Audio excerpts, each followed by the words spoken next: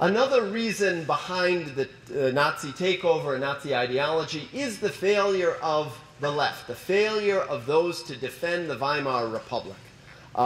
Another German thinker, Walter Benjamin, said this great phrase: every fascism is the index of a failed revolution. What does that mean? When the left, when democratic forces, when the working class forces are unable to successfully have a revolution, successfully able to beat the bourgeois, when they are defeated, what is left in its place? Is left a vacuum, a hole. And what happens in that hole when the left leads that hole? The right wing comes in and destroys them. 2 points, the 1918 revolution, the Spartakusbund, and then the 1923 revolution. Both of those were defeated, did not work, did not get the support. Any left-wing movement lost its power, lost its elan in the 1920s, left open the way for the fascist takeover later. And the socialists and communists never successfully fight or get together to fight the extreme right, which, if you look at the numbers, they could have done if the duplicity in Moscow, Stalin's orders not to work with the socialists, he called them social fascists, together, if the KPD and the SPD had more votes in the Reichstag than the Nazis, they could have prevented their takeover in 1933. They refused. The head of the Communist Party in Germany, Ernst Thälmann, said, "Oh, let them come to power, and in 6 weeks they will fall, and we will be in power." Well, in 6 weeks, Ernst Thälmann was in a concentration camp where he stayed until 1945, until they shot him when the Red Army was on its way. And this was pictures of the armed workers and soldiers under Rosa Luxemburg in 1918, later in 1923. She was killed by right-wing Freikorps in 1919. And these right-wing Freikorps are the same groups or similar groups that bring Hitler to power only 10 years later. So we have failure of the left, folkish ideology, existing racism all over Europe, several streams, and a highly polarized politics. The center was basically faltering, and nobody was going to stand up and fight for the Weimar Republic.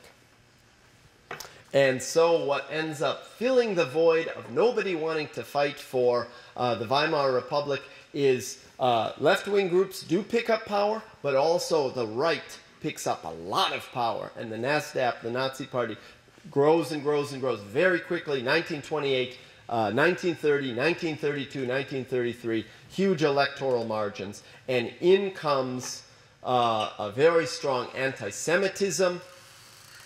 They bring along with them their theories of Jewish takeovers and Jewish conspiracies ruling the world, and they juxtapose that theory with their own theory of the Aryan race, which should be dominant and is somehow being oppressed or exploited by the Jewish race, and they promote this Aryan race. You see again this idea of the Volk, clearly distinguishable, the blonde hair, and this was this ideal of the Aryan maiden, and you'll see many of these coming up here. So I'm not going to take you through the detailed takeover of the Nazis, but we have here, by 1933, nobody would fight for the Weimar Republic. The left thought it was a social fascist regime, and the right thought Weimar Republic was a corrupt, debauched Jew haven, which in fact the Weimar Republic was the most dynamic, culturally sensitive and democratic period in Germany had ever had up to that period of time, but nobody would fight for the democracy and Republic of Weimar, so it fell to the extreme right. By the time the Nazis are in power, children's literature and children's books, this is published in Der Stürmer by Julius Streicher.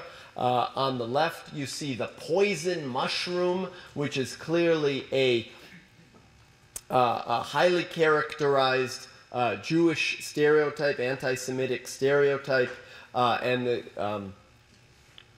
book, this children's book, was filled with comics like the one on the right, and the caption basically says it's talking about Jews who had converted to Christianity, and they said the girls in the back, who are the Aryan girls, snicker and say, being converted has not made him a Gentile. And the comic goes on, and you can see Jews are highly caricatured, stereotyped. They look like the other. The body is different. The nose is different. Always to highlight the differentness and the alien character of Jews. And this stereotype continues. The caption basically says, here's little candies for you, children, except that you have to come with me. Here, of course, connecting Jews, or suggesting to connect them to child molestation and the kidnapping of children, which was the old libel from the Middle Ages hurled at Jews by European Christians. And this was children's literature taught in schools, published by Julius Streicher, who I believe he killed himself. No. He was in the docket at Nuremberg. And by the way, he got the lowest IQ score of any of the people in the docket. I just thought that was interesting because he was the most virulently anti-Semitic of any of those in the docket. Also taught in German schools was this flight from the land, this theory that the German Volk, the Deutsche Volk, was being pushed off the land into the cities, and the land was being invaded by Polish and Slavic hordes, the Untermenschen, from the east. So this was being taught in schools. You can see the areas moving into actually became Poland after World War I. They don't call it Poland, of course, in this map in the 30s, but it is definitely Poland. Basically talking about the invasion of the other. So Germans got the point that they were being invaded by foreign others, by aliens, and that they needed to defend themselves. These are all courtesy of Calvin College. They have a large exhibit of propaganda posters.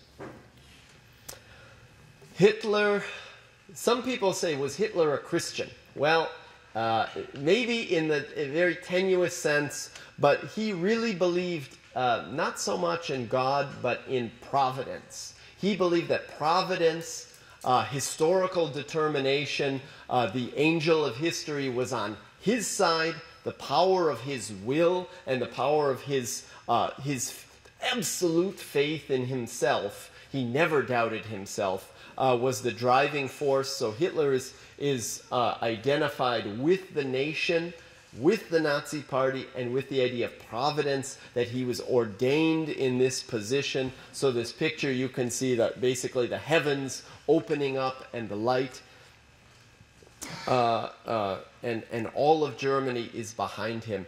Es liebe Deutschland. Again, connecting Hitler to, this is a very famous picture, connecting Hitler as the great Germanic knight, coming in, riding in to save Germany. This was a 1935 painting, connecting him again to this glorious Teutonic past.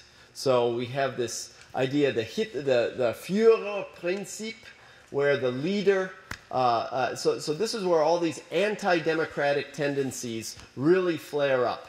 Nobody wanted to preserve the democratic Weimar Republic, but then they wanted or at least a certain percentage of the population wanted the leader, because politics was dirty, politics was not, it never came to a good conclusion. Politics you needed to talk with politics. Well, if you have the Führerprinzip, then the Führer knows and you follow the Führer. So really anti-democratic tendencies to not talk about things, not to think about things, but to follow. So National Socialism is an ideology of action, not words, even though Hitler certainly filled the air with many words.